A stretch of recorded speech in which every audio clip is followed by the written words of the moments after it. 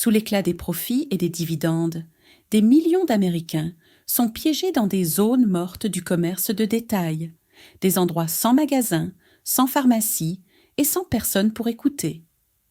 Ce n'est pas seulement une crise du commerce de détail, c'est un signal d'alarme pour une société qui abandonne les siens. Dans la vidéo d'aujourd'hui, nous dévoilons la vérité derrière ce problème grandissant. Remarque, ce contenu est à but éducatif et analytique uniquement et ne représente aucune position politique ou organisationnelle.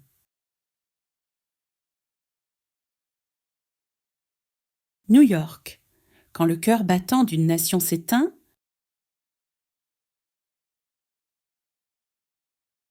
autrefois symbole d'ambition et de mouvement perpétuel, New York s'est forgé une réputation de ville qui ne dort jamais.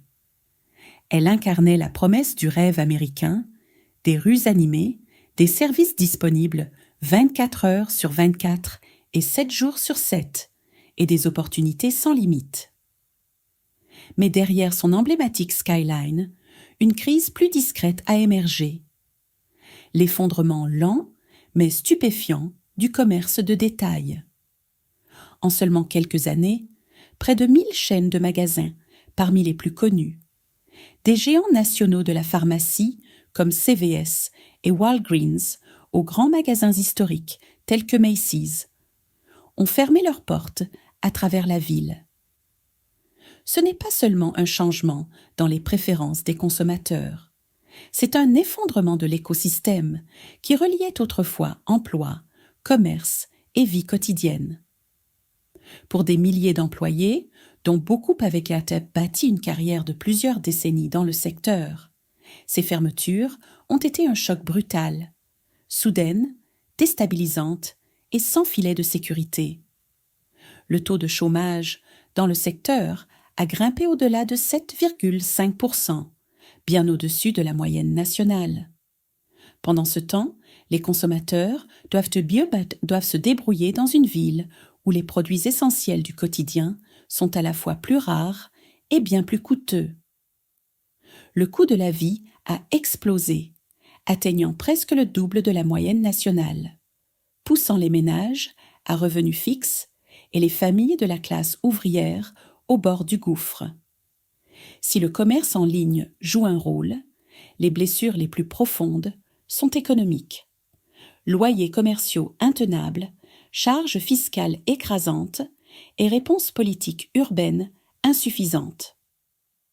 Ce qui était autrefois une ville pleine de petits commerces de quartier et de boutiques emblématiques semble désormais vide.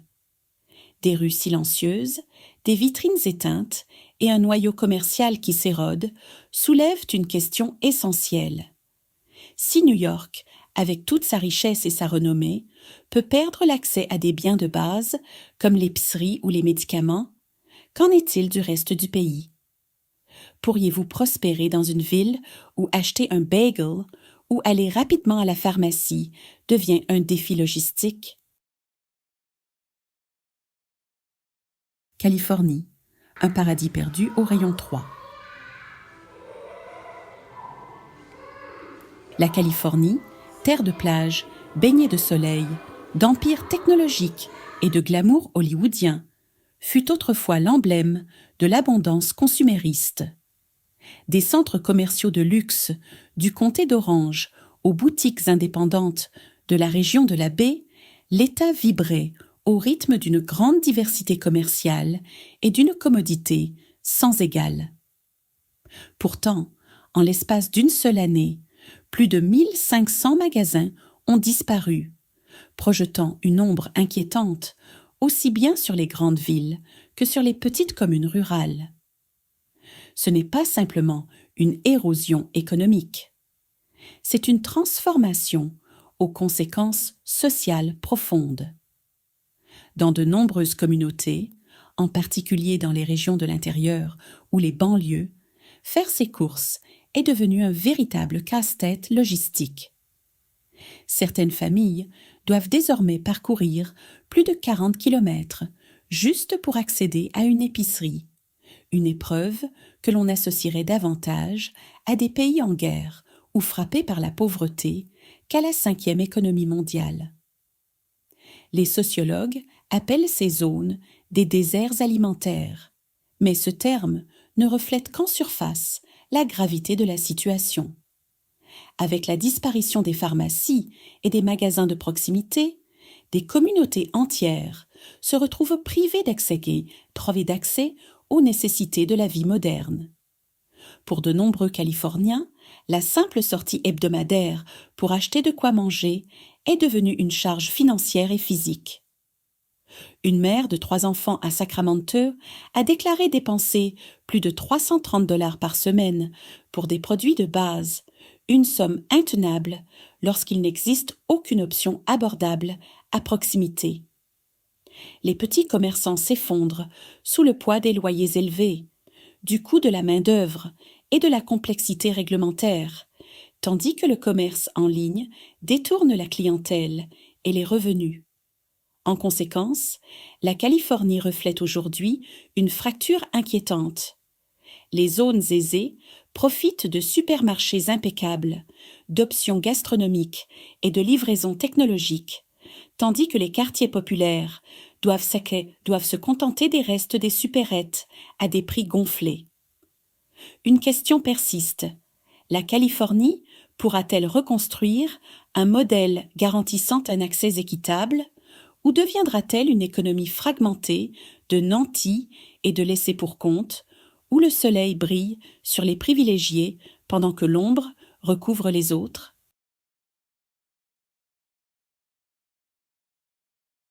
Texas, le prix élevé d'une croissance explosive.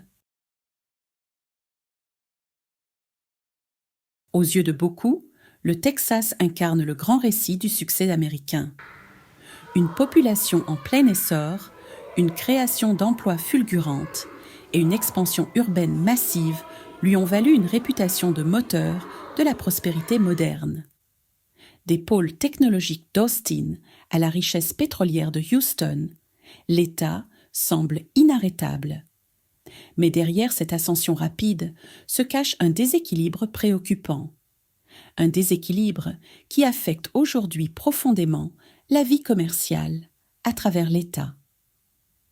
Au cours des 3 dernières années, plus de 300 établissements commerciaux essentiels, chaînes de supermarchés, pharmacies et centres commerciaux, ont fermé leurs portes au Texas, notamment dans les ceintures suburbaines et les petites villes.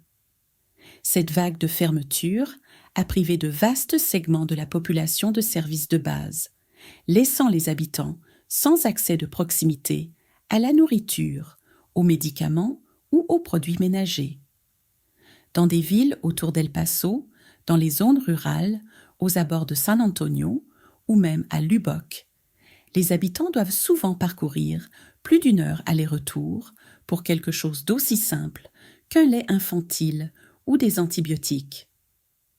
Et pour ceux qui n'ont pas de véhicule, personnes âgées, familles à faible revenu ou individus en situation de handicap, cette distance devient infranchissable.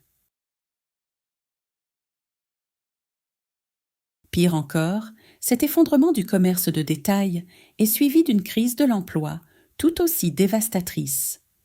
Les licenciements balayent l'État comme une tempête de poussière, silencieux, soudain et aveugle.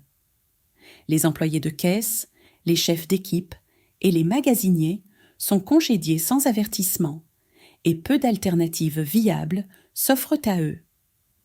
Faute de programmes de reconversion ou de soutien public pour une transition professionnelle, beaucoup tombent dans des emplois précaires de type gig economy, sans avantages sociaux ni sécurité d'emploi. Le Texas se développe, certes, mais pas de manière équitable. La prospérité, concentrée dans les grandes métropoles, ne se diffuse pas au-delà. Au contraire, les écarts se creusent entre les couloirs technologiques secs florissants et les villes agricoles oubliées, entre les centres-villes animés et les centres commerciaux à l'abandon. Si des mesures audacieuses ne sont pas prises, investissement dans le commerce local, les infrastructures de transport et les opportunités de reconversion. Le Texas risque de devenir l'histoire de deux États, l'un avançant à toute vitesse, l'autre glissant silencieusement vers l'arrière. Illinois, l'effondrement silencieux d'un géant industriel. Autrefois cœur battant de la puissance industrielle américaine, l'Illinois, porté par Chicago, était un centre d'innovation, de commerce et de résilience communautaire. Trains, acier, échanges, tout passait par ici. Mais aujourd'hui, l'héritage de cette force s'efface, lentement et sans résistance, à mesure que les chaînes de magasins se retirent et que les services familiers disparaissent. Du centre-ville de Chicago aux villes plus petites comme Peoria, Rockford et Decatur, le retrait des grands acteurs du commerce, Walgreens, CVS, Walmart, a laissé des vides béants dans les communautés. Ces lieux n'étaient-ils pas seulement des endroits pour acheter des produits ou récupérer des médicaments?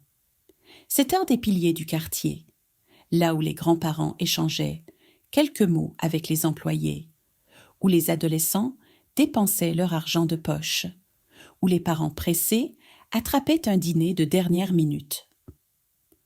Aujourd'hui, obtenir quelque chose d'aussi simple qu'un sirop pour la toux peut exiger un trajet en bus avec plusieurs correspondances, d'une durée d'1 heure, dans un froid glacial d'hiver. Pour beaucoup, en particulier les personnes âgées et les familles à faible revenu, c'est un obstacle infranchissable. Ce qui inquiète le plus, ce n'est pas seulement le nombre de fermetures, mais la manière dont elles se produisent, dans un silence assourdissant. Aucune réunion publique, aucun communiqué officiel, aucun plan de remplacement. Juste des magasins qui disparaissent du jour au lendemain, emportant avec eux des emplois et une part de la culture locale. Des milliers d'emplois sont perdus et aucun programme de reconversion n'existe. La classe moyenne, autrefois fierté de l'Illinois, dépense désormais plus pour obtenir moins, se sentant davantage comme des survivants que comme des citoyens. Sans investissement urgent dans les économies locales et une réinvention du commerce de proximité, l'Illinois risque de devenir une version vide de son passé, un endroit où l'écho de la prospérité résonne plus fort que la réalité vécue au quotidien.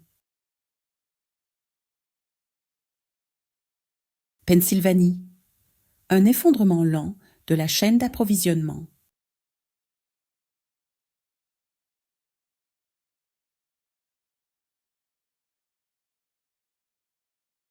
La Pennsylvanie, terre à la fois de métropoles animées et de communautés rurales soudées, est en train de se déliter silencieusement. En seulement 2 ans, plus de 700 magasins ont fermé leurs portes, CVS, Rite Aid, Giant, ainsi que de nombreuses petites entreprises présentes depuis des décennies.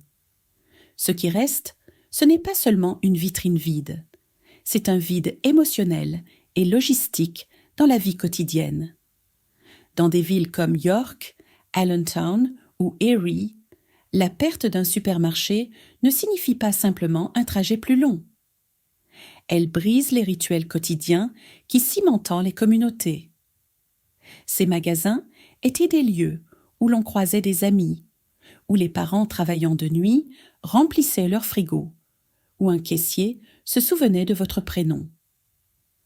Aujourd'hui, ces communautés n'ont plus que des alternatives douloureuses, des magasins éphémères, hors de prix, des enseignes à bas prix, vendant des produits périmés, ou des vendeurs de marché noir proposant des biens de première nécessité à des tarifs exorbitants. Les habitants des zones à faible revenu paient plus cher pour obtenir moins, et ce qu'ils reçoivent est souvent de moindre qualité.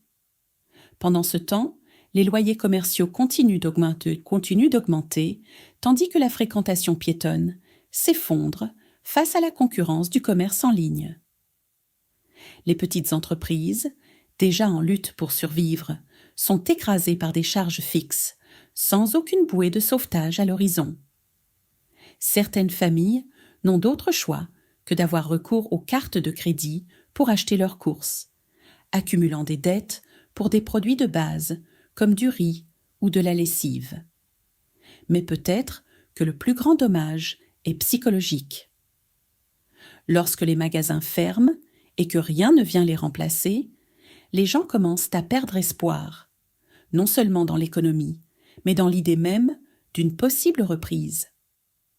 Si la Pennsylvanie, ancien bastion industriel et l'un des États les plus peuplés du pays, ne parvient pas à maintenir son commerce de détail, quel message cela envoie-t-il aux régions plus petites, déjà en difficulté? Mississippi, l'épicerie rare, le poids de la vieillesse. Au Mississippi, la crise du commerce de détail n'est pas seulement une question économique, c'est un combat quotidien pour survivre. Déjà confronté à certains des taux de pauvreté et de vieillissement les plus élevés du pays, l'État perd aujourd'hui les derniers piliers de l'accès essentiel: nourriture, médicaments et mobilité.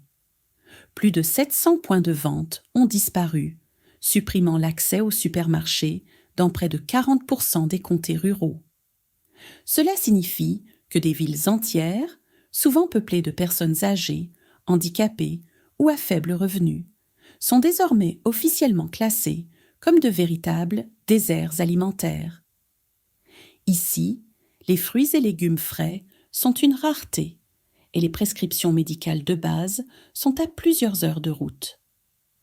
Prenons l'exemple d'Alice, une femme de 72 ans vivant seule dans le sud du Mississippi. Le magasin le plus proche a fermé il y a 8 mois. Désormais, elle dépend de la voiture d'un voisin chaque week-end pour ses courses et ses médicaments contre l'hypertension. Un trajet qui lui prend une demi-journée et la plupart de son énergie. Multipliez son histoire par des dizaines de milliers et vous obtenez le tableau sombre d'un État abandonné dans le silence. Les prix des produits essentiels ont augmenté jusqu'à 20% en 2 ans. Certaines familles doivent s'endetter pour acheter à manger, beaucoup risquant l'expulsion ou la saisie de leur logement, après avoir accumulé des retards sur les factures courantes. En l'absence de transport public, les personnes sans voiture sont tout simplement bloquées, leur autonomie étouffée par la géographie et la négligence. Il ne s'agit pas simplement d'un déclin économique, mais d'un abandon des infrastructures. Sans solutions innovantes, comme des camions épiceries itinérants, des coopératives soutenues par l'État ou des subventions robustes pour le commerce rural, le Mississippi risque de devenir l'exemple même de ce qui se produit lorsque les services de base s'effondrent et que personne ne réagit. Michigan, quand la ville automobile tourne à vide. Détroit fut autrefois le cœur industriel de l'Amérique. Une ville qui ne se contentait pas de construire des voitures, mais forgeait aussi une fierté nationale. Les chaînes de montage bourdonnaient, les quartiers prospéraient, et les commerces de détail faisaient partie intégrante de la vie ouvrière. Aujourd'hui, cette identité fière s'est arrêtée, non pas parce que les usines ont fermé, mais parce que les magasins disparaissent. Dans de nombreux quartiers de Détroit, CVS, Walgreens, Walmart et d'autres enseignes familières ont tiré leur révérence, laissant derrière elles un tissu de vitrines murées, de logos délavés et de rues silencieuses. Il ne s'agit pas seulement de bâtiments fermés, ce sont des signaux que le lien économique vital de communautés entières est en train d'être discrètement rompu. Pour des milliers de familles, faire ses courses est devenu un véritable casse-tête logistique. Dans plusieurs zones, aucun magasin ne se trouve dans un rayon de 15 km. Et si vous ne possédez pas de voiture, ce qui est le cas de nombreux habitants de Détroit, Vous devez passer des heures dans les transports en commun, rien que pour acheter des œufs ou renouveler une ordonnance. Certains aînés déclarent consacrer une demi-journée à un trajet qui, autrefois, ne prenait que 20 minutes. D'autres renoncent complètement au déplacement, contraints de choisir entre sauter un repas ou renoncer à leurs médicaments. Mais les dégâts vont bien au-delà de la simple gêne. Chaque fermeture de magasin signifie des emplois perdus, une baisse des recettes fiscales locales et un effet domino qui pousse les petites entreprises voisines à fermer à leur tour. Un pâté de maison, autrefois animé, peut devenir désert en quelques mois. Et à mesure que les commerces s'éteignent, les problèmes de sécurité augmentent. Moins de passages signifie plus de vitrines barricadées, davantage d'effractions et moins de raisons de croire en un avenir meilleur. Peut-être le plus douloureux de tout est l'impact émotionnel. Cette conviction croissante, chez les habitants, d'avoir été abandonnés, que personne ne viendra les aider, que les institutions en lesquelles ils avaient été foi, gouvernement, entreprises, même les voisins, leur ont tourné le dos. Ce genre d'abandon ne figure pas dans les bilans trimestriels, mais il se lit dans les yeux des familles qui comptent chaque centime et chaque once de patience pour survivre. Si Détroit veut retrouver son esprit, il lui faudra plus qu'une fierté nostalgique. Il lui faudra une innovation audacieuse, des magasins communautaires, des marchés mobiles soutenus par les municipalités, des réseaux de livraison conçus pour les zones à faible accès et de véritables investissements dans les écosystèmes économiques locaux. Sans cela, la Motor City risque de devenir un avertissement vivant, celui d'un moteur arrêté, non par manque de carburant, mais par manque d'attention. Géorgie. Magasin vide, esprit qui s'efface. Le paysage de la Géorgie est aussi diversifié que sa population, des banlieues tentaculaires d'Atlanta aux routes paisibles bordées de pins du sud de l'État. Mais à travers cet État vibrant, une transformation inquiétante est en cours. Les magasins de détail, autrefois piliers de la vie quotidienne, disparaissent à un rythme accéléré. Et avec eux, quelque chose d'encore plus essentiel s'efface. L'âme sociale de communautés entières. Family Dollar, Dollar General, Walgreens, ce n'étaient pas des enseignes de luxe, c'étaient des bouées de sauvetage. Dans de nombreuses villes, c'étaient les seuls endroits où l'on pouvait acheter des produits alimentaires à prix abordable, renouveler une ordonnance ou acheter des couches après le travail. Mais en l'espace de quelques années à peine, des centaines de ces magasins ont fermé, laissant de vastes zones de la Géorgie sans aucune présence commerciale. Dans certaines régions, les habitants vivent aujourd'hui à plus de 30 kilomètres du premier magasin où se procurer des produits de base. Ce n'est pas seulement un manque de services, c'est une crise logistique. Pour ceux qui n'ont pas de voiture, une simple course implique de longs temps d'attente pour des bus rares, des services de covoiturage coûteux ou bien de s'en passer. Pour les personnes âgées, les handicapés et les familles à faible revenu, ce n'est pas un désagrément, c'est une épreuve quotidienne. Mais le véritable coût ne se mesure pas en kilomètres, il se mesure en liens humains. Ces magasins faisaient office de place publique informelle. Les voisins s'y retrouvaient entre les rayons. Les enfants y dépensaient leur argent de poche en bonbons. Les caissiers y offraient un sourire chaleureux et une voix familière. Sans eux, le tissu communautaire commence à se déliter. Pire encore, cette désintégration se fait à une vitesse fulgurante. Les détaillants partent rapidement, souvent sans préavis et sans aucun plan de remplacement. Les autorités locales se retrouvent à improviser, tentant de combler des lacunes immenses avec des moyens dérisoires. Et tandis que certains habitants déménagent à la recherche d'une meilleure infrastructure, beaucoup restent, non pas retenus par la géographie, mais par la loyauté, l'histoire ou des limites financières. Le résultat ? Un deuil silencieux. Le sentiment que leur ville, leur quotidien, ne compte plus dans l'économie moderne. Et à mesure que ce chagrin s'installe, il transforme les gens. Ils deviennent plus prudents, plus isolés, plus résignés. Pour inverser cette tendance, la Géorgie doit aller au-delà des solutions rapides. Elle a besoin de stratégies à long terme. Incitation pour les marchés gérés localement, partenariat entre comtés et coopératives, subventions ciblées pour les régions sous-desservies et solutions de transport qui amènent les services là où vivent les gens, et non l'inverse. Car lorsque les devantures disparaissent, ce sont aussi les moments de gentillesse spontanée, le rythme de la vie partagée et la conviction d'être encore visible aux yeux des autres qui s'évanouissent. Le défi de la Géorgie n'est plus seulement économique. Il s'agit désormais de restaurer la foi en l'idée que les communautés, aussi petites ou rurales soient-elles, méritent encore qu'on se batte pour elles. Nevada, une ville éclatante, des réalités assombries. La Vegas se targue fièrement d'être la ville qui ne dort jamais. Et pour des millions de touristes, cette image reste bien réelle.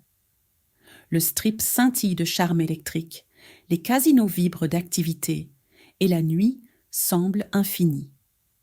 Mais au-delà du spectacle, juste à la lisière des lumières au néon, existe un autre Las Vegas. Une ville plus silencieuse, plus terne, que les brochures ne mentionnent jamais. Ces dernières années, plus de 410 magasins ont fermé leurs portes dans la métropole de Las Vegas. Des centres commerciaux entiers sont aujourd'hui abandonnés, étrangement silencieux, devenus des villes fantômes d'une culture consumériste autrefois florissante. Et tandis que les visiteurs sirotent des cocktails à 2 heures du matin, les travailleurs qui les servent, femmes de ménage, serveurs, agents d'entretien, peinent à trouver un magasin encore ouvert pour acheter du lait ou de l'ibuprofène après leur service. Près d'un quart des surfaces commerciales de la ville sont désormais vacantes. Mais les statistiques ne racontent qu'une partie de l'histoire. Les véritables dégâts se vivent au quotidien.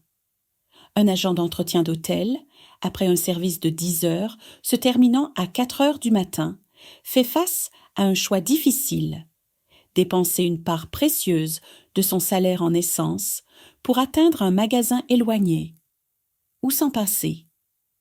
Et pour ceux qui n'ont pas de voiture, ce choix n'existe même pas. Pour les personnes âgées, la situation est encore plus critique. Sans commerce à proximité et avec un réseau de transport public limité, beaucoup dépendent désormais de visites hebdomadaires aux banques alimentaires. Ces marchés mobiles livrent l'essentiel, mais rappellent aussi, en silence, que le système les a laissés derrière. Voilà le paradoxe. Las Vegas continue de briller, de divertir, de vendre du rêve. Mais ceux qui font tourner la ville s'évanouissent dans l'ombre. Dans une cité qui vit du service, ce sont les serveurs qu'on oublie.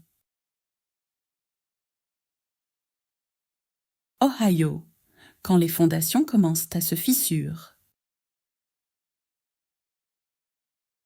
Pendant des décennies, l'Ohio s'est imposé comme un symbole de stabilité à l'américaine, une terre de prospérité modeste, de services fiables et de fortes valeurs ouvrières. C'était le genre d'endroit où la vie n'avait rien de clinquant, mais où l'on se sentait en sécurité. Cette image, pourtant, se délite lentement. Non à cause d'un effondrement spectaculaire, mais en raison d'un retrait discret et insidieux des systèmes qui, autrefois, maintenaient cette stabilité. La vague de fermeture de magasins qui frappe l'Ohio ne se limite plus aux zones en difficulté. Elle touche désormais les quartiers de classe moyenne, colonne vertébrale de longue date de l'État. Des géants du commerce comme Walmart, CVS et Dollar Tree ferment des magasins qui, pendant des années, ont été des bouées de sauvetage local. Leur disparition n'est pas seulement un vide commercial, c'est une rupture dans la routine communautaire. Les personnes âgées en souffrent particulièrement. Avec des revenus limités, sans voiture personnelle et souvent isolées, elles dépendaient des commerces de proximité. Désormais, faire des courses essentielles peut signifier 2 ou 3 correspondances en bus, de longues marches par mauvais temps et des heures entières simplement pour ramener un litre de lait ou renouveler un traitement pour le cœur. Pour les familles actives, les conséquences s'additionnent. La fermeture d'un magasin, c'est la perte d'emploi, de lieux de récupération après l'école, de salutations spontanées entre voisins. Ces lieux n'étaient pas uniquement des centres économiques. C'était là que la vie se déroulait. Aujourd'hui, cette vie s'efface petit à petit. Ce qui rend ce basculement encore plus douloureux, c'est son silence. Aucun gros titre, aucun débat politique, juste une érosion tranquille, pâté de maison après pâté de maison.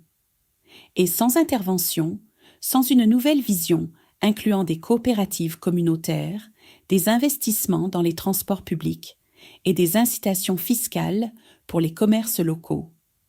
L'Ohio risque de devenir le portrait d'un déclin lent, où le rêve américain ne s'éteint pas dans un fracas, mais dans un murmure.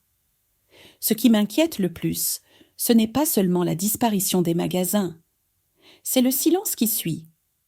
Personne ne proteste, personne ne vérifie, personne n'agit. Et en un instant, les personnes même qui font tourner cette ville sont laissées pour compte, comme si elles n'avaient jamais compté. Si un endroit comme Las Vegas, symbole de lumière et de prospérité, peut tourner le dos à son propre peuple, alors il faut se demander combien de communautés devront encore s'effacer en silence pendant que le reste de la société continue de fixer les projecteurs. Fermeture silencieuse, blessure profonde.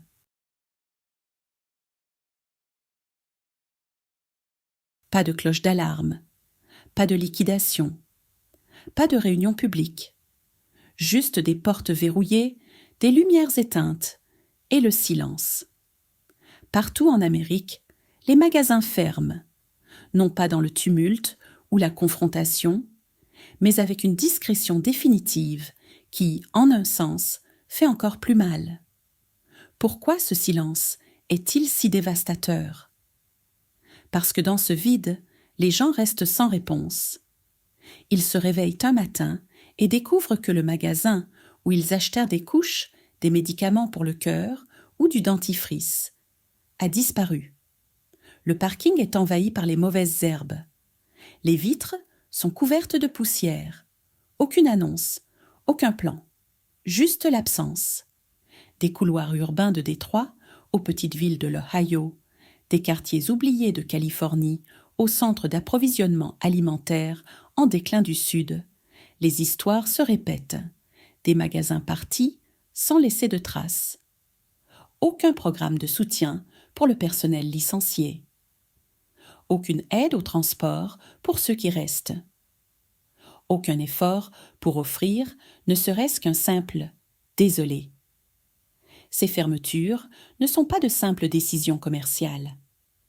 Ce sont des actes de désengagement, des amputations sociales qui coupent les communautés de leur identité et de leur rythme quotidien. Lorsqu'un magasin s'éteint, il emporte bien plus que des marchandises. Il emporte la routine, il emporte le lien, il emporte le soin. Et peut-être la vérité la plus cruelle ? Personne ne s'est battu pour ces communautés. Ni les entreprises qui ont tiré profit d'elles, ni les politiciens qui y ont fait campagne, ni les systèmes censés les servir. Les gens ont été effacés de la carte du commerce de détail, et personne ne s'est arrêté pour leur dire adieu. Ce qu'il reste, ce sont des quartiers qui ressemblent être plus à des avant-postes négligés qu'à des foyers. Des lieux où chaque vitrine murée rappelle « Vous n'avez jamais été assez rentable pour compter ». Rentable sur le papier, vide de principe. Le secteur du commerce de détail américain ne manque pas d'argent. Ses profits explosent. Les cadres perçoivent des primes de plusieurs millions. Les investisseurs encaissent trimestre après trimestre. À Wall Street, le système triomphe. Mais sur Main Street, c'est une toute autre histoire. Ce qui se passe n'est pas un échec économique, c'est une déformation des priorités. Dans un système bâti sur l'efficacité et le rendement maximal, des communautés entières sont sacrifiées.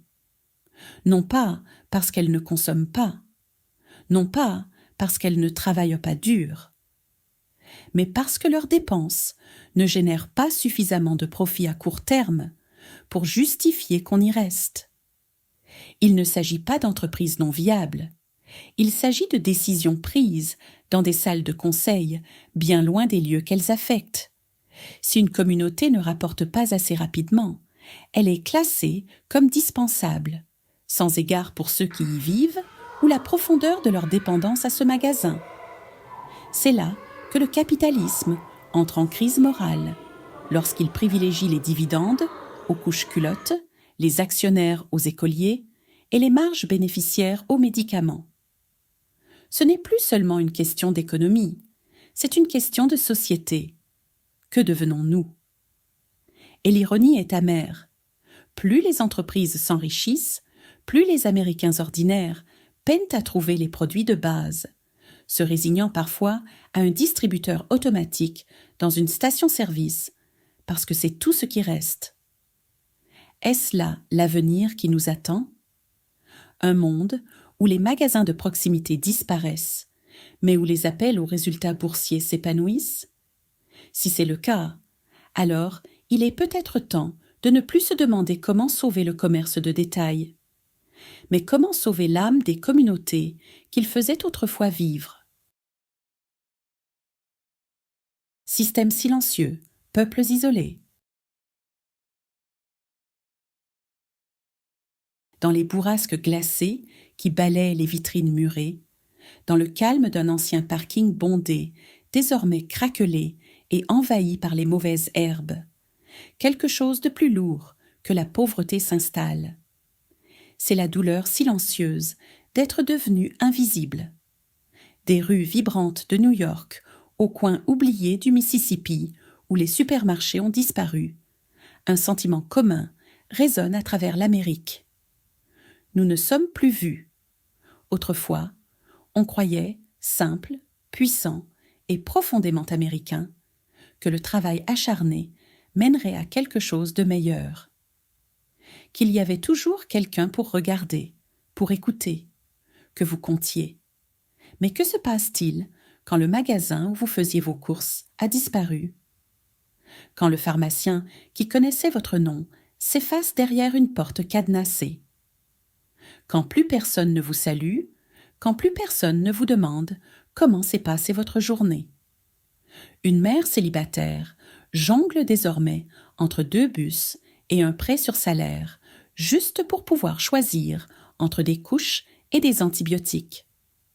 Un ouvrier retraité attend un camion de banque alimentaire qui, peut-être, ne viendra pas cette semaine. Un adolescent passe devant 5 vitrines vides sur le chemin de l'école, se demandant pourquoi tout autour de lui semble avoir été effacé en silence. Ils ne manifestent pas, ils ne crient pas, ils endurent. Mais cette endurance cache une douleur plus profonde, celle qui ne naît pas de la pauvreté, mais du fait d'être ignorés, du fait d'être silencieusement avertis que leur existence ne vaut plus la peine d'être soutenue. Ce n'est pas un effondrement causé par une catastrophe. C'est un effondrement par négligence. Une lente érosion de l'attention. Un retrait discret du soin. Et le plus dangereux? Les gens commencent à l'accepter. Ils s'habituent au silence, à résoudre les problèmes seuls, au poids d'un système qui ne fait même plus semblant de s'en soucier. Et dans cette normalisation de l'abandon, on perd quelque chose de plus précieux encore que des emplois ou des magasins, la croyance que quelqu'un se soucie encore. L'Amérique s'enorgueillissait autrefois de cette promesse. Personne ne sera laissé pour compte. Mais si l'on regarde de plus près, si l'on écoute vraiment, on voit combien nous avons dérivé, combien ont été laissés derrière, et combien ont regardé ailleurs. Le silence du commerce de détail ne parle pas seulement de magasins fermés. Il est le symptôme d'une société qui tourne peut-être lentement le dos à son propre peuple. Pour moi, le plus effrayant, ce n'est pas de perdre un lieu où faire ses courses. C'est le moment où cette perte devient normale et que la confiance s'efface en silence. Si rien ne change, la prochaine chose à disparaître. Ce pourrait être nous. Et vous? Votre quartier sera-t-il la prochaine destination à revitaliser ou le prochain à être oublié? Partagez vos pensées dans les commentaires. À bientôt dans la prochaine vidéo.